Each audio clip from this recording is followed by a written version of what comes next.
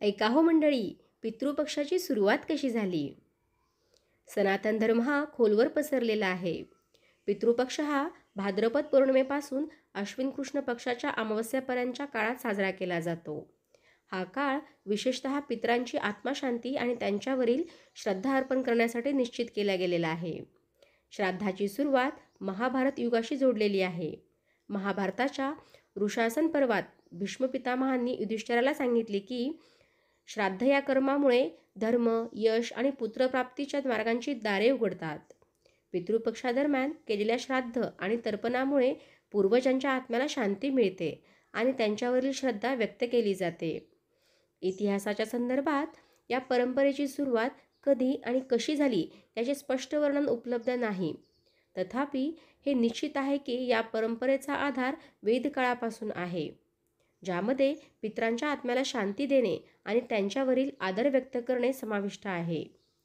भीष्म पितामह महाभारतातील ऋशासन पर्वात सांगतात की फार पूर्वी परमपिता ब्रह्मा यांच्यापासूनच एक अत्यंत प्रतापी महर्षी अत्री उत्पन्न झाले.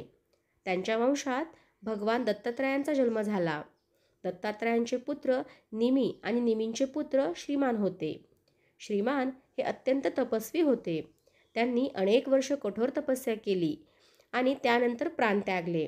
त्यामुळे निमी खूप दुःखी झाले आणि त्यानंतर त्यांनी धर्मानुसार आपल्या पुत्राच्या सर्व क्रियाकर्माची पूर्तता केली. पितृपक्षाच्या चतुर्दशी तिथीला म्हणजेच 14व्या दिवशी निमींनी श्राद्धासाठी आवश्यक सामग्री गोळा केली. सकाळी लवकर उठले. त्यांनी आपल्या पुत्राची आवडती फळे आणि अन्न देखील गोळा केले. अमावस्या दिवशी निमींनी 7 ब्राह्मणांना बोलावून त्यांना दक्षिण दिशेला एका आसनावर बसवले आणि आपल्या पुत्राच्या नावाने पिंडदान केले आणि भोजन केले. हे सर्व संपल्यावर महर्षी निमींनी तीव्र पश्चाताप झाला. त्यांनी विचार केला की वेदांमध्ये श्राद्ध पुत्रासाठीच दिले जाते, परंतु त्यांनी कोणालाही विचारले नाही शिवाय आपल्या पुत्राचे श्राद्ध केले. त्यामुळे काही वाईट परिणाम होणार का याची चिंता त्यांना लागली. महर्षी निमींनी आपल्या तपोबलाने पूर्वज महर्षी अत्रींचा ध्यान केला. थोड्या वेळात अत्री प्रगट झाले आणि निमीच्या मनातील चिंतेचे समाधान केले. अत्री म्हणाले, पुत्रा, तू आपल्या पुत्रासाठी केलेले श्राद्धच परिणाम कधीही वाईट होणार नाहीत. श्राद्धाचे नियम ब्रह्मा यांनीच तयार केले आहेत आणि तू त्याच नियमानुसार श्राद्ध केले आहेस. नियमाप्रमाणे श्राद्ध करताना सकाळी लवकर उठून नित्य नियम करून नदीमधून पाणी घेऊन येतानाच भगवान वरुण, अग्नी आणि सोम यांचे स्मरण करावे. परमपिता ब्रह्मा यांनी काही देवतांचे निर्माण केले आहे, ज्यांना पितर किंवा उष्पन्न असेही संबोधले जाते. श्राद्धामध्ये त्यांना खूप महत्त्व दिले जाते. जो श्रद्धेने पितरांची पूजा करतो त्यांच्या पूर्वजांना नरकातून मुक्ती मिळते. महर्षी निमी यांना महर्षी अत्री यांनी श्राद्धाच्या विधीचे विस्तारपूर्वक विवेचन केले आणि त्यानंतर परत आपल्या लोकांकडे पाठवले. त्यामुळे महर्षी निमी यांनी सर्वप्रथम श्राद्ध करण्याची पद्धत सुरू केली आणि हळूहळू सर्व ऋषींनी आपापल्या पूर्वजांसाठी श्राद्ध करण्यास प्रारंभ केला. त्यामुळे ही एक परंपरा बनली, ज्यात ब्राह्मण, क्षत्रिय, वैश्य आणि शूद्र या 4 वर्णांचे लोक देखील देवता आणि पितरांना अन्न अर्पण करू लागले. असं म्हटलं जातं की रात्री सर्वप्रथम अन्न अग्निदेवतेला अर्पित केलं जातं. पितामह भीष्म याबद्दल सांगतात की एकदा पितृपक्षामध्ये खूप अन्न देवता आणि पितरांना वितरित करण्यात आलं. ते अन्न इतकं होतं की ते अजिबातही पचू शकले नाहीत आणि या समस्येतून बाहेर पडण्यासाठी सर्व देवता आणि पितृ दुःखाने ब्रह्माजीच्या सभेत गेले. तिथे अग्निदेवता देखील उपस्थित होते. देवता आणि पितरांची समस्या ऐकून अग्निदेवता म्हणाले, हे देवता आणि पितरांनो, आजपासून आपण एकत्र भोजन करू आणि सर्वप्रथम हा भाग अग्निदेवतेला प्रसन्न अर्पित करावा लागेल. अग्निदेवतेच्या या वचनाने सर्व आनंदित झाले आणि त्यानंतरपासूनच श्राद्धाचा पहिला भाग हा अग्निदेवतेला अर्पित केला जाऊ लागला. पितामह भीष्म श्राद्धाच्या दिवसाचं महत्त्व दर्शवताना सांगतात की कृष्ण पक्षाच्या प्रतिपदेला पितरांची पूजा करणाऱ्यास सुंदर पत्नी मिळते. दुसऱ्या दिवशी श्राद्ध केल्यास घरात कन्यारत्न जन्म घेण्याची शक्यता असते. तिसऱ्या दिवशी श्राद्ध केल्याने घोडे मिळतात. चौथ्या दिवशी श्राद्ध केल्याने छोटे मोठे पशु घरात येतात. 5व्या दिवशी श्राद्ध केल्याने पुत्राची प्राप्ती होते. 6व्या दिवशी श्राद्ध केल्याने व्यक्तीच्या सौंदर्यात वाढ होते. 7व्या दिवशी श्राद्ध केल्याने शेती उत्तम होते. 8व्या दिवशी श्राद्ध केल्याने व्यापारात यश मिळते. 9व्या दिवशी श्राद्ध केल्याने घरात घोडा असेल तर त्याचे आरोग्य उत्तम राहते. 10व्या दिवशी श्राद्ध केल्याने घरात पाळलेल्या गायींना सुख मिळते. एकादशी दिवशी श्राद्ध केल्याने भांडी आणि कपड्यांचा लाभ होतो.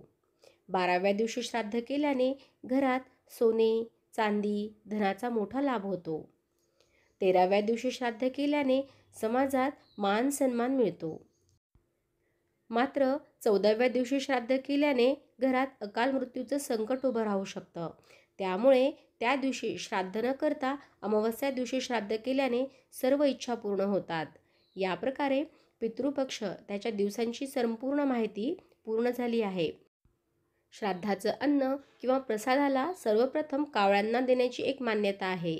सर्वसाधारणपणे घराच्या छतावर जेव्हा कावळा येतो तेव्हा त्याला हाकलले जाते, कारण कावळ्याने छतावर येऊन ओरडणे हे अशुभ मानले जाते. पण पितृपक्षात लोक कावळ्याची आतुरतेने वाट बघतात आणि त्याला खाऊ घालतात. श्राद्धाच्या वेळी ब्राह्मण आणि पितरांना भोजन देण्याबरोबरच कावळ्याची एक भागही बाहेर काढून ठेवला जातो. असेही म्हटले जाते की कावळ्यांना भोजन दिल्यास श्राद्धविधी हा पूर्ण होतो आणि पितरांच्या आत्म्याला अधिक शांती मिळते. पौराणिक मान्यतेनुसार पितृपक्षात पितर कावळ्यांच्याच रूपात पृथ्वीवर येतात. पितृपक्षातील कावळ्यांशी संबंधित एक कथा आहे, ती आता आपण कथा पाहूया. इंद्राचा मुलगा जयंत हा कावळ्याचे रूप धारण करणारा पहिला होता. ही कथा त्रेतायुगाशी संबंधित आहे, जेव्हा भगवान श्रीराम पृथ्वीवर अवतरले होते. त्यावेळी जयंतने कावळ्याचे रूप धारण करून माता सीतेच्या पायावर चोंच मारली होती.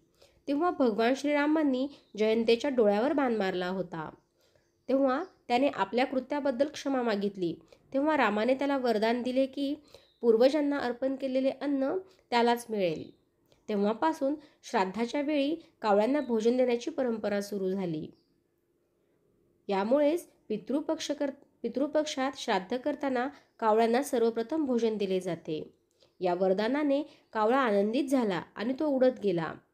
म्हणूनच श्रीरामांच्या आशीर्वादामुळे श्राद्धाच्या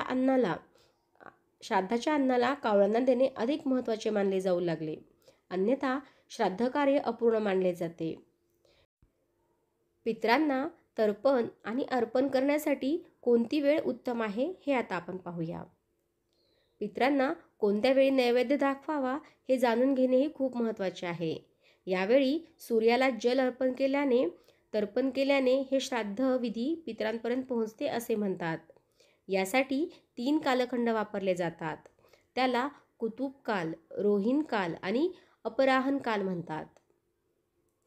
कुतुब काळाची वेळ सकाळी 11:36 ते 12:25 पर्यंत असते. रोहिण काळाची वेळ 12:25 ते 1:14 पर्यंतची असते आणि अपराहन काळाची वेळ ही दुपारी 1:14 ते 3:41 पर्यंतची असते. शास्त्रानुसार सकाळ सायंकाळ ही देवतांची पूजा केली जाते. दुपारी 12 वाजता पितरांचे श्राद्ध केले जाते. सूर्याला अग्नीचे उगमस्थानही मानले गेलेले आहे. यज्ञदेवतांना अन्न देण्यासाठी केले जातात. ज्योतिषांच्या मते पितरांची पूजा करण्यासाठी आणि श्राद्धविधी करण्यासाठी हा काळ अतिशय शुभ मानला जातो. यावेळी पितरांना दाखवलेले नैवेद्य पितृ स्वीकारतात. धन्यवाद.